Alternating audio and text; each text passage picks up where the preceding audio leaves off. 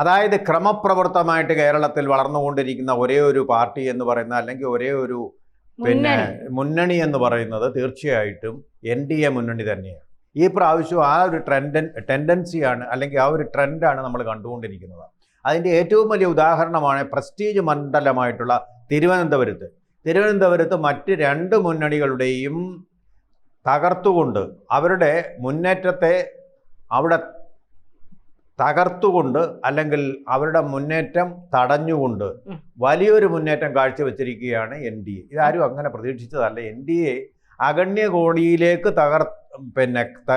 തള്ളിക്കൊണ്ടുള്ള ഒരു പ്രസ്താവനകളും ഒക്കെയാണ് ഇതിന് തൊട്ടു മുമ്പ് വരെ അവിടെ രണ്ട് മുന്നണികളും, അതായത് UDFും അതുപോലെ തന്നെ LDFും പറഞ്ഞുകൊണ്ടിരുന്നത്. ഇതാ നോക്കൂ, യാഥാർത്ഥ്യം മുന്നിലേക്ക് വരികയാണ്. തിരുവനന്തപുരം കോർപ്പറേഷനിൽ ഏകദേശം തീരുമാനമായി കഴിഞ്ഞു. ജനങ്ങൾ ഒരു തീരുമാനം എടുത്തു കഴിഞ്ഞു. അതിൻ്റെ കാര്യത്തിൽ ഒരു തീരുമാനമായി. ഇപ്പോൾ UDFും വരില്ല, LDFും വരില്ല.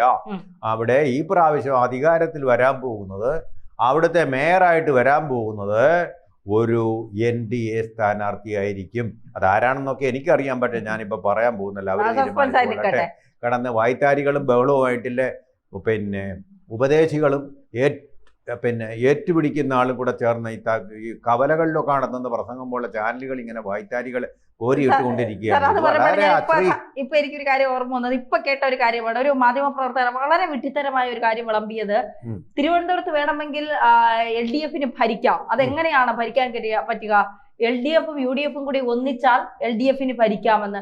കേരളത്തിൽ ഇന്ത്യ മുന്നണി ഇല്ല എന്നുള്ളത് അവര് തന്നെ പറയുന്നു. കോൺഗ്രസുമായിട്ട് അവർക്ക് ഒരു ബന്ധവുമില്ലെന്ന്. പിന്നെ എങ്ങനെയാ സാർ LDF UDFും ചേർത്ത് തിരുവനന്തപുരം കോർപ്പറേഷൻ? എന്ത് വിഡ്ഢിത്തരമായ കാര്യമാണ് ഈ പറയുന്നത് എന്നുള്ളതാണ്